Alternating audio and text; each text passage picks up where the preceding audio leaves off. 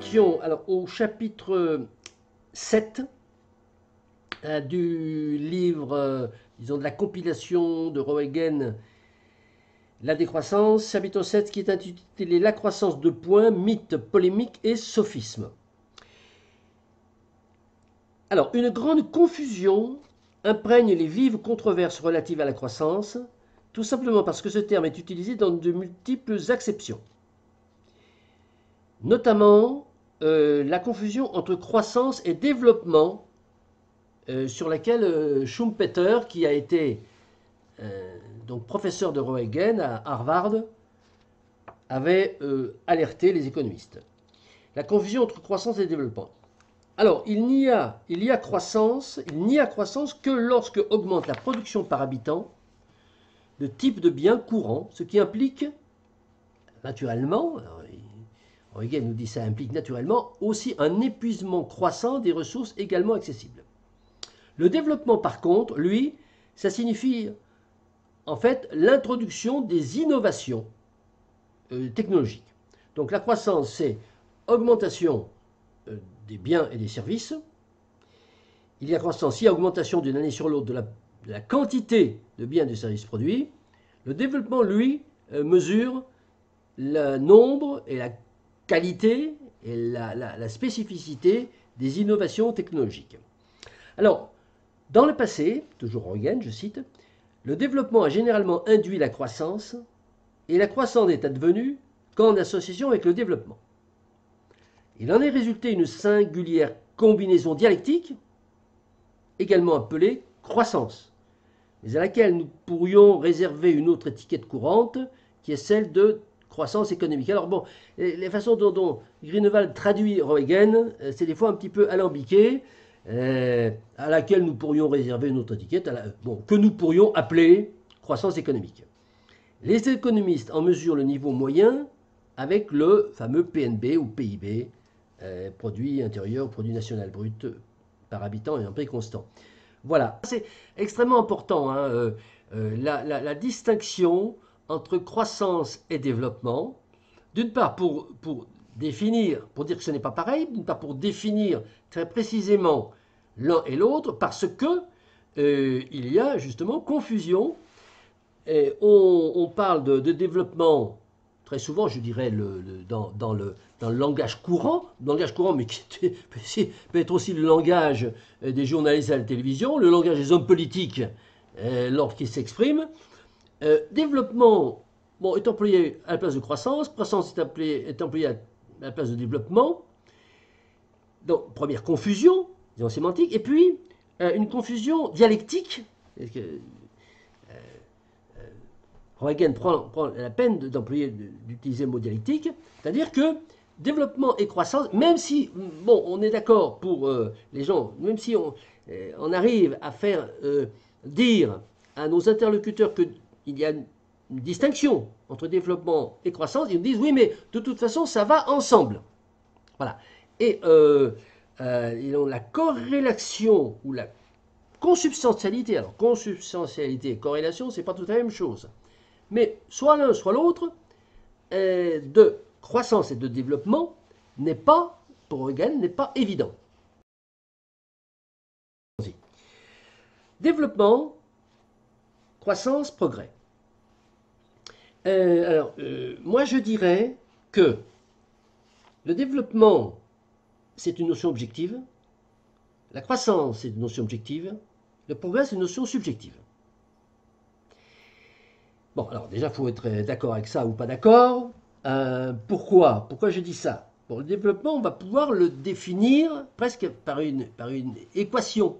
Hein, c'est-à-dire, je vais mesurer le nombre, parce que si on prend la définition de Roegen, le nombre des innovations technologiques qu'il y a eu dans une période donnée, sur une année civile par exemple, hein, dans le monde, le nombre des innovations technologiques, on va leur mettre un coefficient de pondération, on va pouvoir le mesurer. Bon. La croissance, c'est le PIB. Alors attention, lorsqu'on dit la croissance c'est le PIB, il faut évacuer tout de suite le débat.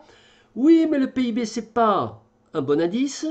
On peut mesurer la croissance autrement. Bon, peut-être, bon, c'est un autre débat, mais on va dire que ce que nous appelons croissance et ce qu'on va mettre dans le mot croissance, c'est mesuré par le PIB.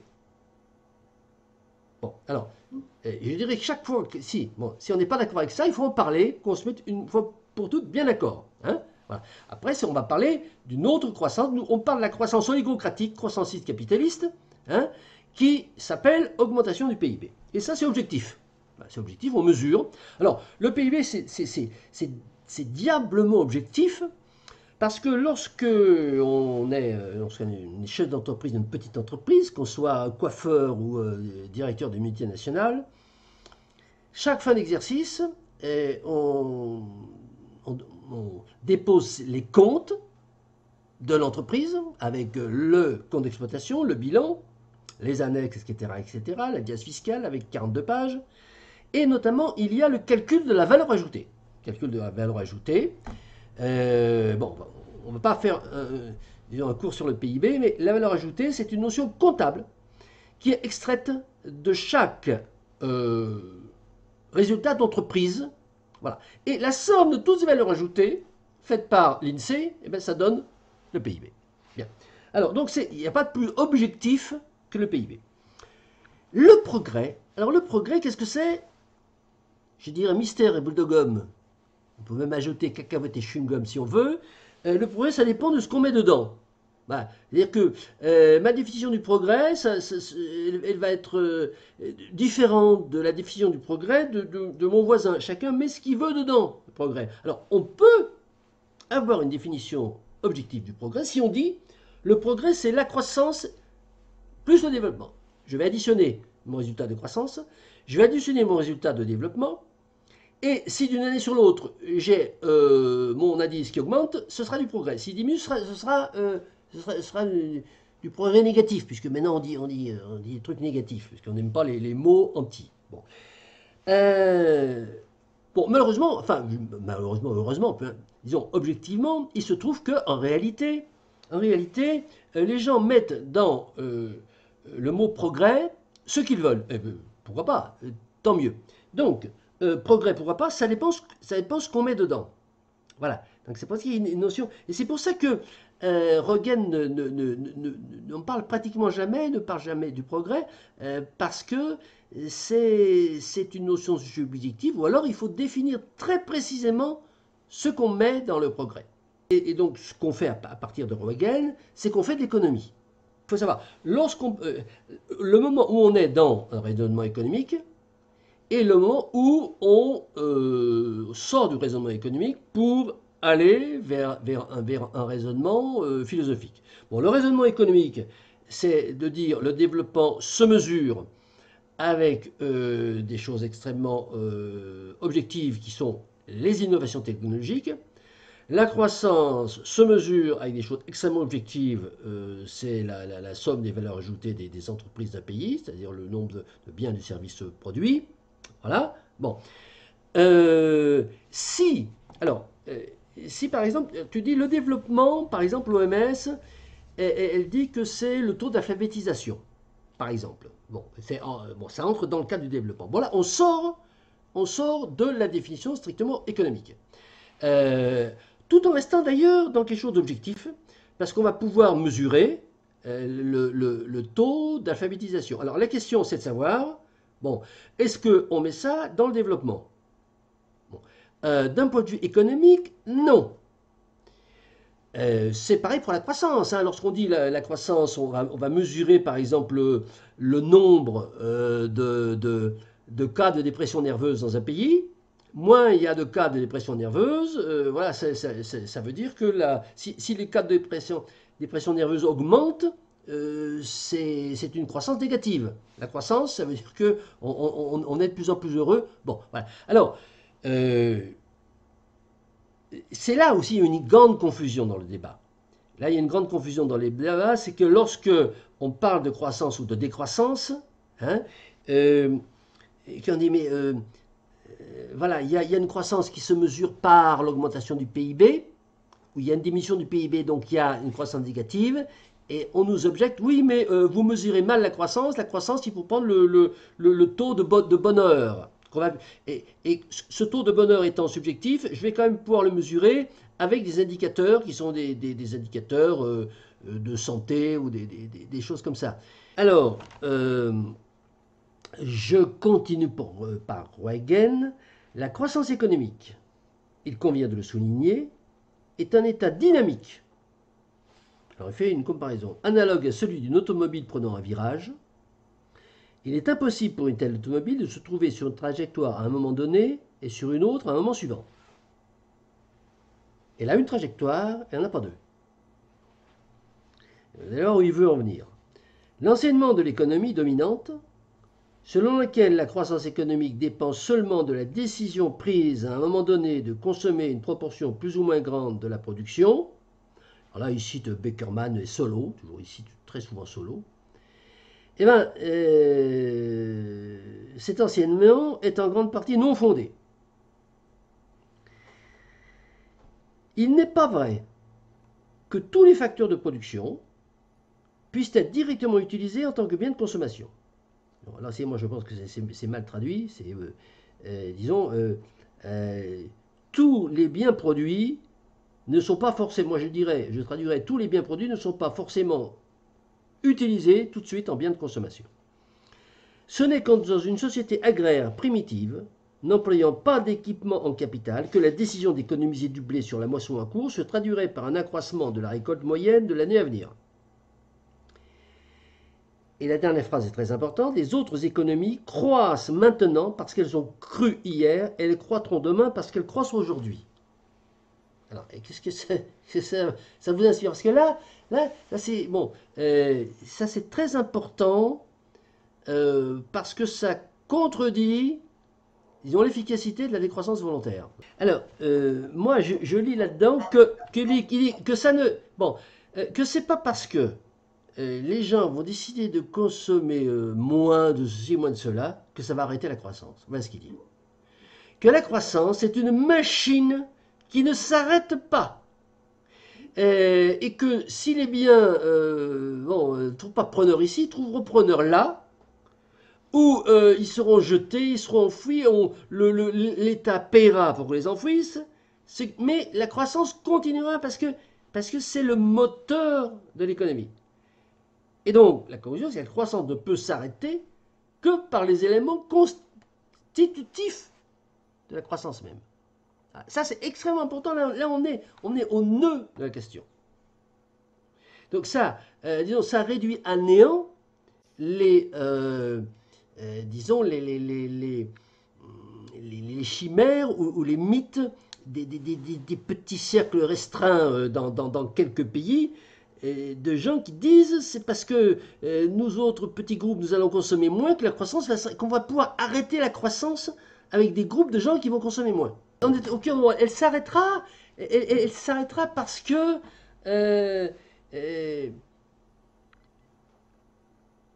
c'est écrit dans son équation qu'il y a un moment où elle s'arrête. Ouais.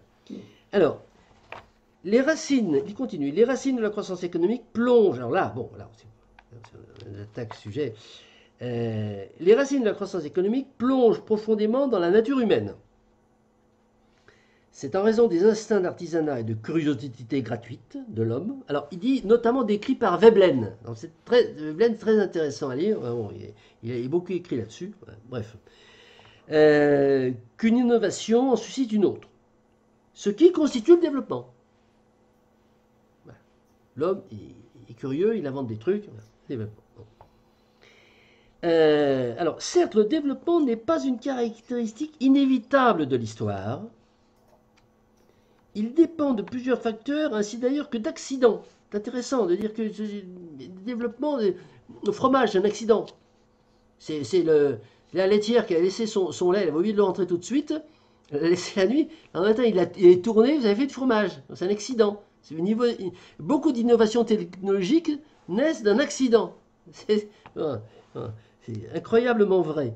Ce qui explique que le passé de l'homme consiste principalement en longues séquences d'états quasi stationnaires et que l'ère d'effervescence actuelle ne soit qu'une toute petite exception. C'est ce que j'appelle moi la grande parenthèse historique. Disons de 2 siècles et demi à tout casser. Alors, d'abord, de dire que la croissance économique plonge profondément dans la nature humaine. Alors ça, bon, il y a, il y a énormément de gens, des gens que je connais bien, qui disent le contraire, qui soutiennent le contraire, hein, qui soutiennent que l'innovation, la croissance, c'est pas du tout la nature humaine, hein, que c'était imposé, c'est imposé par le capitalisme, et que l'homme, bon, il a pas du tout envie de progresser, enfin voilà, bon. Donc là, on a quelque chose d'extrêmement important, parce que soit, effectivement, la nature humaine, et énormément de gens, Veblen, mais pas que lui, ont écrit là-dessus, sociologie, l'homme est porté vers l'innovation, vers le développement, hein, et puis d'autres qui disent que c'est pas vrai. La vraie question, effectivement, et la vraie question, est-ce que euh, le développement, l'innovation, euh, l'augmentation de la production, le toujours plus, est-ce que c'est dans la nature humaine ou non? Voilà. Là, il y a un clivage. Il y a un clivage idéologique entre différentes personnes. Alors, pour l'instant, on n'est pas à juger si la croissance c'est bien. On va aux racines. On dit pourquoi. Pourquoi il y a la croissance? Parmi les questions qu'on a à se poser, c'est pourquoi est-ce qu'on en est là? Pourquoi est-ce que on a, quels ont été les moteurs? Bon. Et Roegen nous dit, et Veblen et d'autres nous disent, mais ça c'est chevillé. Hein, c'est dans la nature, c'est profondément dans la nature humaine. La nature humaine. Bon. C'est-à-dire que l'homme, il est comme ça. Roegen dit, le développement n'est pas une caractéristique inévitable de l'histoire, il dépend de plusieurs facteurs. Il parle d'accidents. Bon. Ce qui explique que le passé de l'homme consiste principalement en de longues séquences d'états quasi stationnaires, le Moyen-Âge par exemple, hein, et puis des phases d'effervescence. Voilà. Bon. Donc, on est tous d'accord, pour dire qu'il y a des paliers dans la modification. Hein. Prenons un marqueur, prenons trois marqueurs. On va prendre le PIB, qui est la quantité de biens et services produits. On va prendre le deuxième marqueur, qui est la prédation des ressources naturelles, c'est-à-dire la façon dont les sociétés vont utiliser des ressources naturelles finies de l'écorce terrestre. Et puis on prend un troisième marqueur, qui est la démographie, c'est-à-dire l'évolution de la fécondité de l'Homo sapiens. Bon, on a des différences. Bon, et il y a une période d'effervescence, effectivement, depuis donc un siècle et demi, avec une accélération de ces trois marqueurs. Mais la question qu'on se pose, c'est chaque fois qu'il y a eu une accélération, chaque fois qu'il y a eu une série d'innovations et donc une augmentation des biens et des services produits, hein, quel a été le moteur? C'est ça qu'on se pose comme question. Bon. Roegen et d'autres, et disons toute une catégorie de penseurs dont je fais partie, disent qu'il y a dans la nature humaine ce qu'on appelle l'instinct d'artisanat et la curiosité gratuite. Curiosité gratuite, ça veut dire que même sans qu'il y ait à la clé un gain financier ou un gain de notoriété ou un gain quelconque, hein, l'homme est porté vers l'innovation. Bon, est-ce que oui ou non c'est vrai ou c'est faux ça? Alors, bon, moi je vais parler de mon expérience personnelle. Hein. Bon, j'ai travaillé essentiellement dans la production. Travaillé dans l'agriculture. Je ne suis pas du tout un universitaire et un prof de philo. Voilà. Bon, j'ai travaillé de mes mains ou avec des gens qui travaillaient de leurs mains. J'ai pu constater que tout individu qui se trouvait devant une tâche à effectuer avait instinctivement le don ou l'envie d'améliorer la façon dont il allait exécuter cette tâche, ce qui veut dire s'économiser de la fatigue pour réaliser cette tâche et pour obtenir un résultat supérieur, c'est-à-dire faire moins d'efforts pour avoir plus de résultats. Et que pour faire moins d'efforts et avoir plus de résultats, ça nécessite de trouver des astuces. Bon, et c'est ça qu'on appelle l'artisanat, la capacité humaine d'inventer des choses pour... Bon, et cette chose-là, ça existe ou ça n'existe pas? Bon, moi je dis que ça existe. Moi je dis que non seulement que ça existe, mais que c'est d'ailleurs l'une des composantes essentielles de la nature humaine, et ce qui fait d'ailleurs cette différence essentielle avec l'animal. Hein? Bon, quelques animaux sont capables de concevoir des outils pour s'améliorer leur vie de tous les jours, mais très peu, et aucun à l'envergure, au niveau de ce que l'homme est capable de faire. Et que c'est cette capacité, justement, d'innovation qui amène l'homme à fabriquer de la croissance avec des états intermédiaires. Bon, le débat il est là. Est-ce que c'est vrai ou c'est pas vrai ça? Est-ce que ces périodes à escalier de croissance qu'on a observé, le néolithique, et puis ensuite bon, les Égyptiens, hein, et puis l'Empire romain, bon, et puis le siècle des Lumières, et puis ensuite 1850 et là, boum, c'est l'asymptote. Est-ce que ça, c'est dû. Alors, ceux qui disent que c'est pas dans la nature humaine disent il y a une caste qui a pris le pouvoir en 1850, on caricature, hein, qui a pris le pouvoir en 1850 et puis qui a obligé les gens à croître. Bon, qui a imposé les innovations. Qui a imposé les innovations. D'ailleurs, ils nous disent qu'il y a des résistances, il y a des résistances à l'innovation, et c'est vrai d'ailleurs.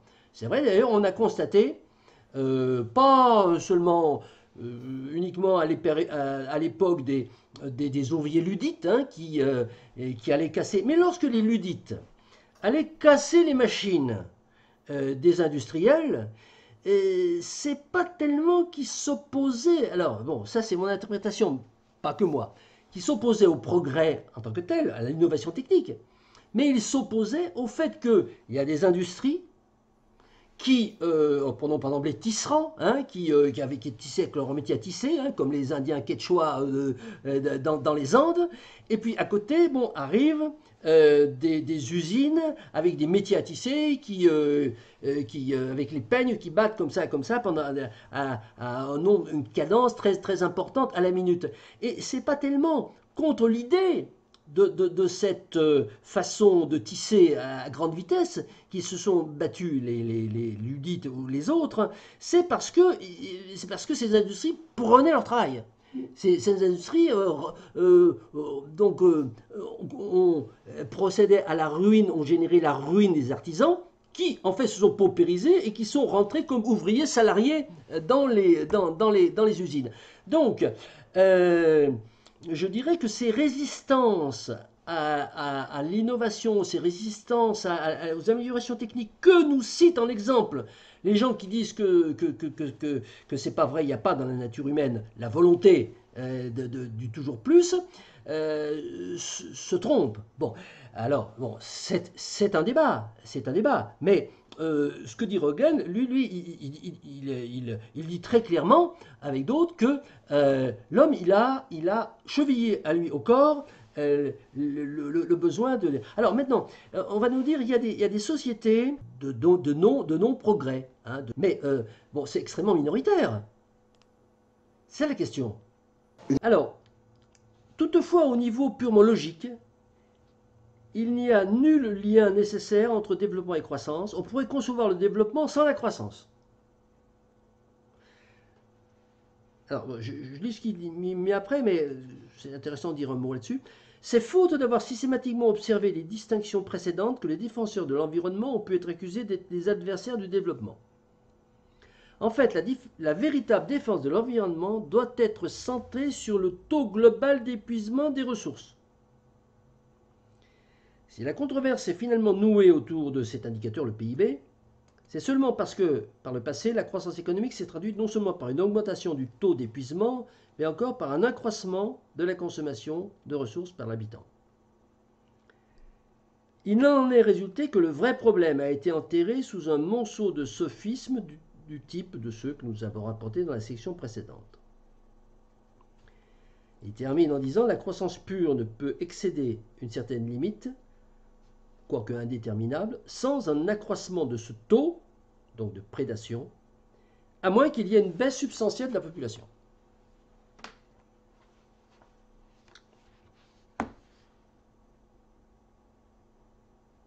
Alors, il n'y a nul lien obligatoire entre développement et croissance. On peut concevoir le développement sans la croissance.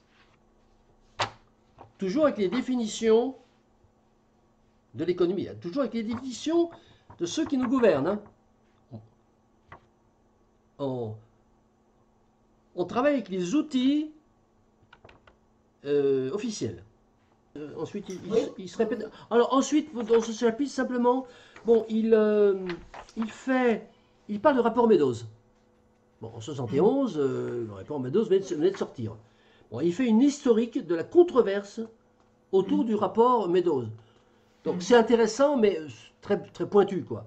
Il reparle de Solow, qui a attaqué le rapport Meadows en disant que avec le système des prix, on allait tout régler. Voilà, bon, ça on l'a déjà vu, il se quoi. Et aussi au fait qu'on avait assimilé à l'époque, enfin bon, les critiques. Il parle des glissements, des modes de calcul, c'est intéressant, mais c'est effectivement très technique. Oui, oui, oui. Et puis il termine en parlant de la polémique, puisque le chapitre s'appelle Mythe, polémique et sophisme. La polémique autour du rapport Meadows, qui a été caricaturé un petit peu comme devant être la fin de l'humanité. C'est bon, la fin du monde, quoi. Bon, les limites de la croissance, c'est la fin du monde. Voilà, parle de ça.